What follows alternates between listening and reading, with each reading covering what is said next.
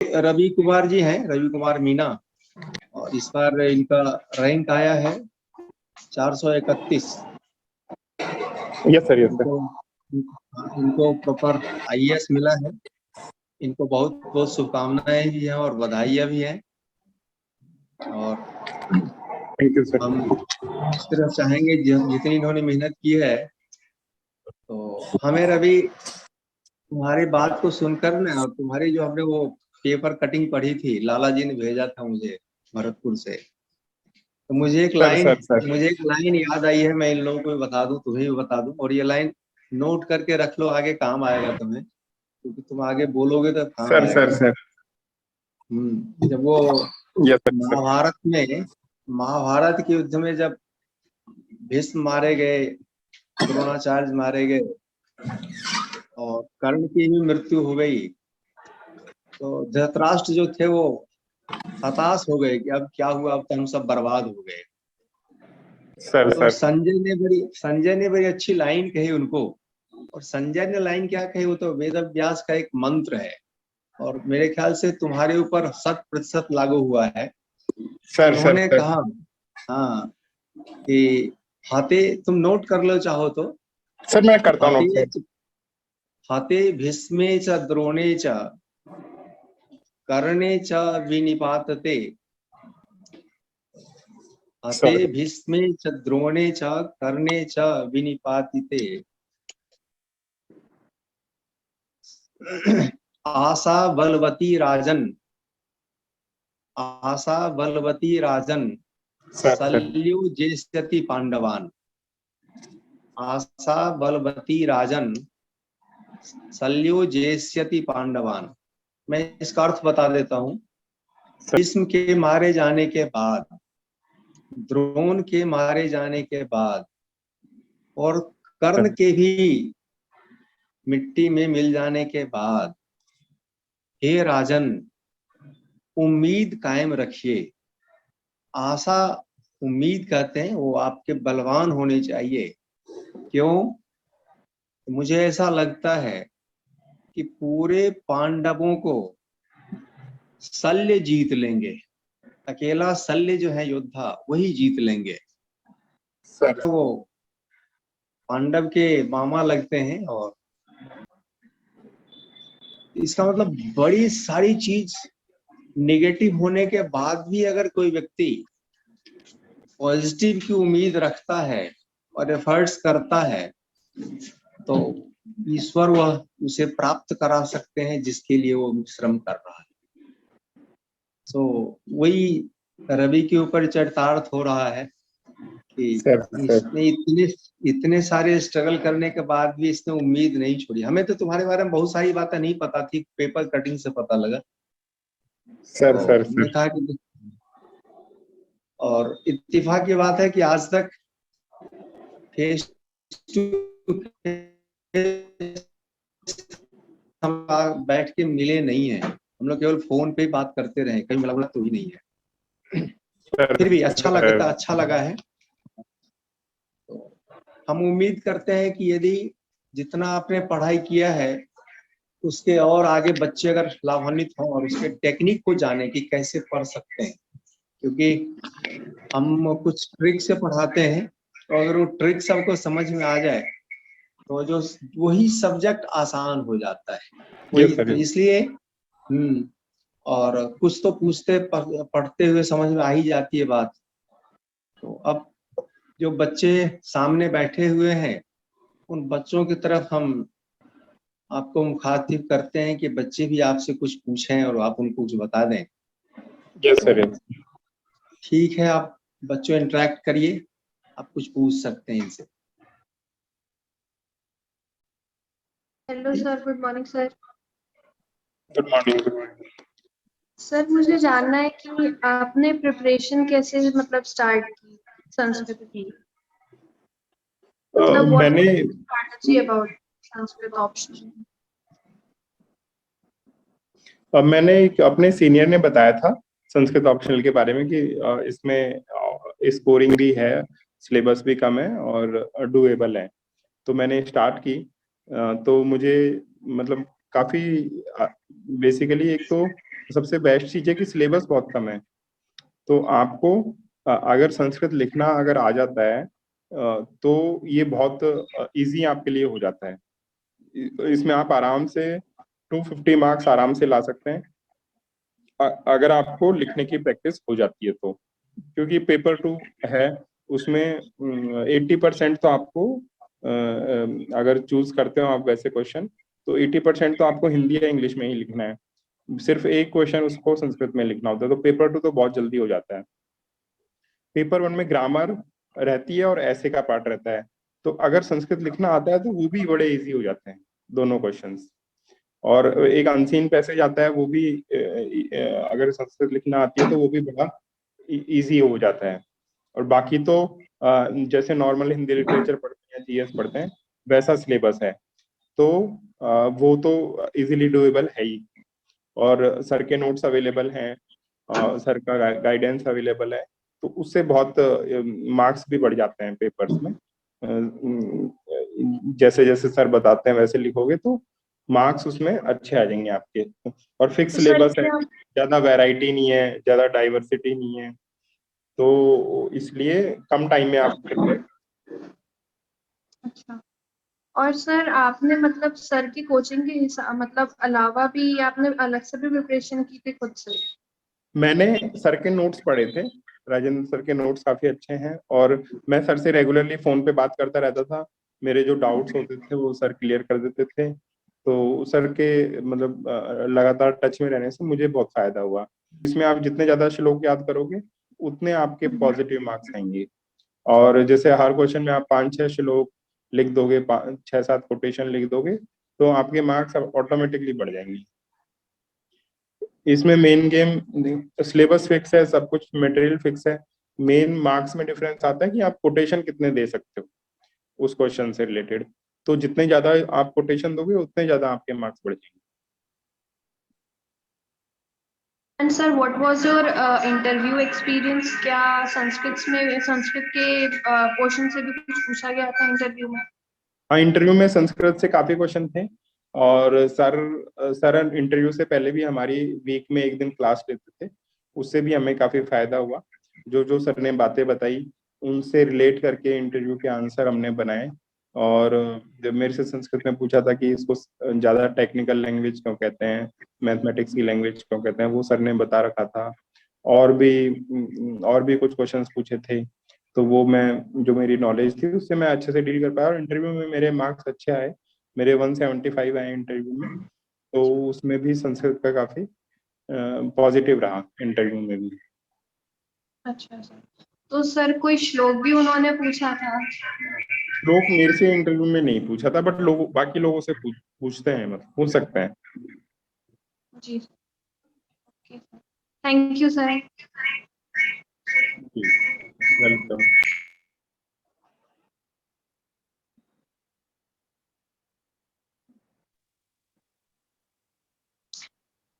Hello sir, और कोई दूसरे बच्चे पूछ सकते हो? Yes sir, yes sir, yes sir, yes sir. Sir मुझे रिसोर्सेज के बारे में जानना था कि जैसे संस्कृत में सर एक नॉर्मली एक परसेप्शन होता है कि सर एक परसेप्शन होता है कि हम मटेरियल की कमी होती है, रिसोर्स नहीं मिलता है। तो आप इसको कैसे देखते हैं कि मतलब आपने तो कैसे क्या मटेरियल रिसोर्स को में कलेक्ट किया था? मटेरियल में तो जो सर का जो मटेरियल है वो जैसे सर का जो मटेरियल है उतना आप कर लोगे तो आपका लगभग 80% चीजें कवर हो जाएंगी। और फिर वैल्यू एडिशन के लिए आपको सर गाइड कर देंगे, या आप मेरे से भी बात कर सकते हैं। और भी जो संस्कृत में जिनके अच्छे मार्क्स आए उनसे भी बात कर सकते हैं। तो वैल्यू एडिशन फिर उनसे हो जाएगा। बेसिकली मटेरियल की कमी नहीं है, आजकल अवेलेबल है। और सर का जो मटेरियल है राजेंद्र सर का, उससे 80 to 90% चीजें कवर हो जाएंगी आपकी। और फिर आपको कुछ बेसिक बुक्स रेफर करनी पड़ेंगी जिससे 100% आपकी कवर हो जाएंगी। Okay sir. सर क्या आपके पास संस्कृत बैकग्राउंड था? संस्कृत मेरा बैकग्राउंड नहीं था, मेरा 10th तक ही था। मेरा ग्रेजुएशन तो इलेक्ट्रिकल इंजीनियरिंग है आईआईटी दिल्ली से। बट डुएबल है, ऐसा बैकग्राउंड की इसमें जरूरत नहीं है। और बैकग्राउंड की इसमें संस्कृत होने की जरूरत नहीं है, डुएबल है। लेकिन मेन है आजकल अगर संस्कृत में आपको लिखना आता होगा तो आप ज्यादा अच्छा स्कोर कर पाएंगे। तो शुरुआत जब आप तैयारी की करो तो थोड़ा लिखने पे फोकस करो। रचना अनुवाद कौमुदी बुक आती है, सर की क्लासेस हैं, और बेसिक संस्कृत राइटिंग की बुक्स आती हैं, संस्कृत स्वयं शिक्षक है। ये बुक्स आप रेफर करोगे तो आपको लिखना इसमें आ जाएगा, तो आपके लिए बड़ा आसान हो जाएगा फिर। सर आपको कितना टाइम लगा था ऑप्शनल कवर करने के लिए? मेरे को ज्यादा टाइम नहीं लगा था। ऑप्शन मतलब संस्कृत ऑप्शनल 4 महीने में आप डुएबल है, अगर लगातार आप 4 महीने दें तो डुएबल है।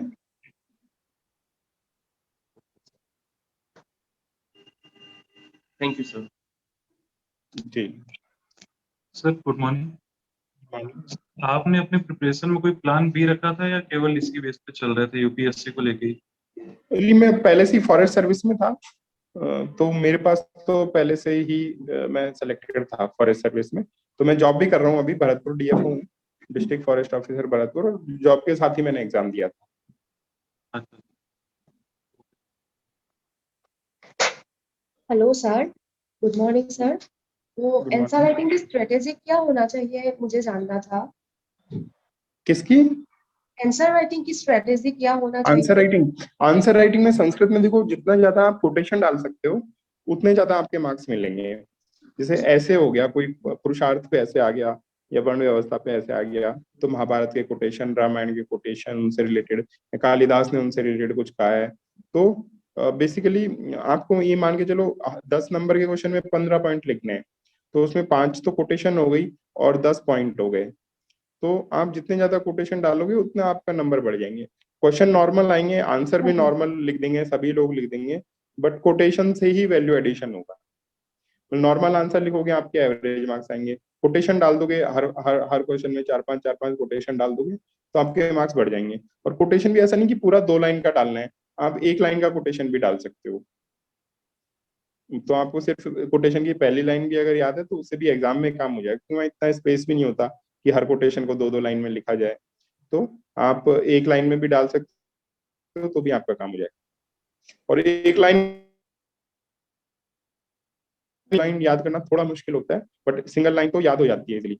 आप कोटेशन के लिए कर सकते हो, हर चीज पे एक एक पेपर में अलग से कोटेशन ले सकते हो, तो 200-300 कोटेशन अलग से पेपर पे लिख लो और उनको रेगुलर पढ़ते रहो, वो अपने आप याद हो जाएंगी।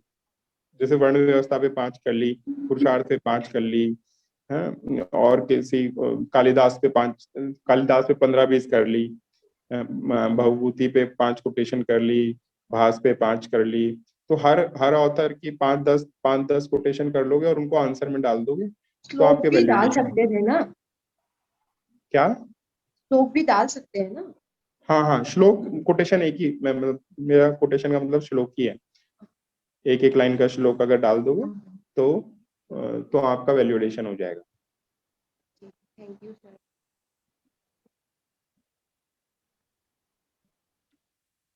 सर मेरा क्वेश्चन है कि जब मेंस का पेपर हो रहा था तो उस समय आपने जीएस के 4 पेपर्स और ऑप्शनल दोनों को कैसे बैलेंस किया?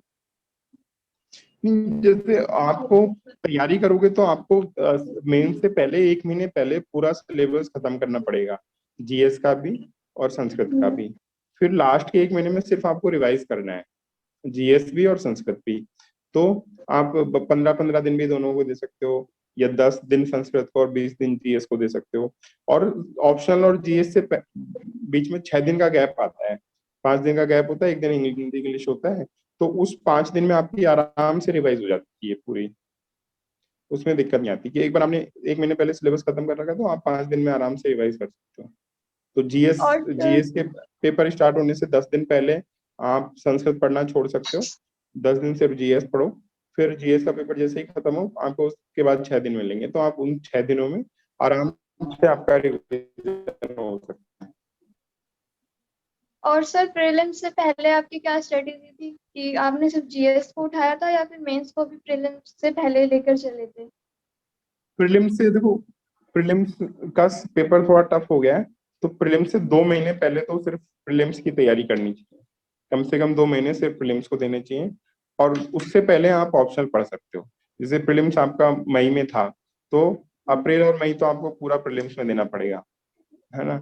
और मार्च, फरवरी, जनवरी इसमें आप ऑप्शनल फिर भी पढ़ सकते हो, रिवीजन कर सकते हो, कोटेशन याद कर सकते हो, राइटिंग की प्रैक्टिस कर सकते हो, टेस्ट सीरीज लगा सकते हो, जो भी आप जिस प्रकार से भी आप कंफर्टेबल हो उसमें आप कर सकते हो। और सर करंट के लिए आपने न्यूज़पेपर गो थ्रू किया था या फिर मैगजीन्स ली थी इंस्टीट्यूशंस की? करंट अफेयर्स के लिए आजकल ना टॉपर्स के नोट्स अवेलेबल हो जाते हैं, यस। तो आप ऑनलाइन टॉपर्स के नोट्स देख लो, और ये मंथली जो किसी भी कोचिंग का आप रेफर कर सकते हो, विजन का कर सकते हो, इनसाइट का कर सकते हो, आईएएस बाबा का। अब तो हर coaching current affair next IAS अपना मंथली निकालती है, तो वो मंथली आप बुकलेट फॉलो कर सकते हो। सर ये इनफ है या फिर हमें न्यूज़पेपर और थोड़ा और भी एक्सप्लोर करना पड़ेगा? न्यूज़पेपर आप कर सकते हो डेली आधा एक घंटा, बाकी न्यूज़पेपर की बहुत रिगरस स्टडी करने की जरूरत नहीं है। बस न्यूज़पेपर इसलिए कि आप अवेयर हो चीजों के, बाकी कोचिंग के मटेरियल जो मंथली आता है उसमें सारी चीजें कवर हो जाती हैं, जो भी एग्जाम से रिलेवेंट चीजें होती हैं वो कवर हो जाती हैं। और सर ऑप्शनल के स्टडी मटेरियल रिगार्डिंग आपने कहा था कि 10% थोड़ा अलग से लेकर चलना होगा, अदर बेसिक बुक्स होंगी, तो वो क्या है? हाँ, 80 to 90% तो सर के नोट्स से कवर हो जाएगा। 10% आप प्रीवियस ईयर क्वेश्चंस एक बार देखना और उनमें टिक लगा लेना कि ये सर के नोट से कवर नहीं हो रहे, या सर के नोट से हमारे पास 10 पॉइंट ही मिल रहे हैं, हमें 15 पॉइंट चाहिए। तो उन क्वेश्चंस को अलग से सर से डिस्कस कर लेंगे, तो सर उनका भी आंसर आपको बता देंगे। मेनली तो प्रीवियस ईयर क्वेश्चन एक बार आप प्रिपेयर कर लो सारे। Thank you. और थोड़ा 15 एक दिन तो लिखने की प्रैक्टिस कर लो कि आप लिख पा रहे हो कि नहीं, तो आप 15-20 दिन में आप लिख पाओगे, कोई बड़ी बात नहीं है, हिंदी के जैसा ही है, थोड़ा बहुत चेंज है। तो 15-20 दिन तो लिखने की प्रैक्टिस कर लो, फिर सर से एक बार गाइडेंस ले लो, और सर के नोट्स ले लो और उनको पढ़ना शुरू कर दो, और उनसे प्रीवियस ईयर क्वेश्चन सॉल्व करने का ट्राई करो। तो आपके प्रीवियस ईयर क्वेश्चन सॉल्व होने लगेंगे आपसे, तो आपको कॉन्फिडेंस भी आने लगेगा। फिर मंथ में एक बार टेस्ट दे लो या 15 दिन में एक बार टेस्ट दे लो। जैसे ही आपका फर्स्ट राउंड हो सिलेबस का, तो टेस्ट देना शुरू कर दो जितना जल्दी हो सके, उससे आपका टाइम मैनेजमेंट हो जाएगा टेस्ट देने से।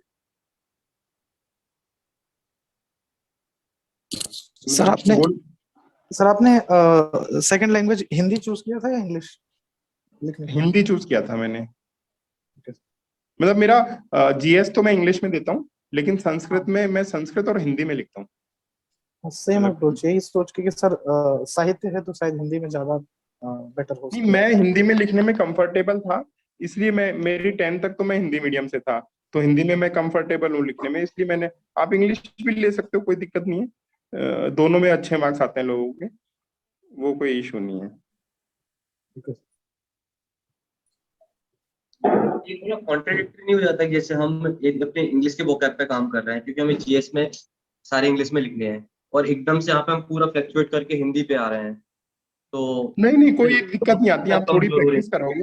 हिंदी तो आपकी मातृभाषा है, तो हिंदी में तो आपको बिल्कुल दिक्कत नहीं आती। जैसे मैं इंग्लिश में जीएस, मैंने खुद ने इंग्लिश में लिखा है जीएस, और मैंने संस्कृत में संस्कृत और हिंदी में लिखा है, और बिल्कुल मेरे को इशू नहीं आया कभी।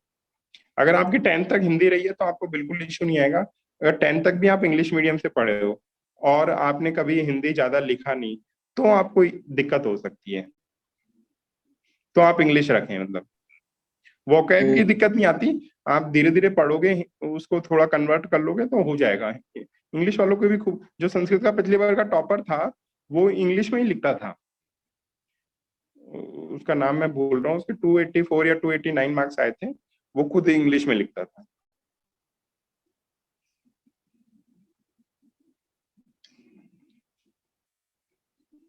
तो इंग्लिश हिंदी से कोई इशू नहीं होगा, वो इजीली मैनेज हो जाएगा। वो कोई लिमिटेड से वर्ड्स होते हैं, वो डिफरेंट रहते हैं, तो वो कोई रामेंद्र था, रामेंद्र प्रसाद था वो। हाँ, रामेंद्र था, वो इंग्लिश में लिखता था।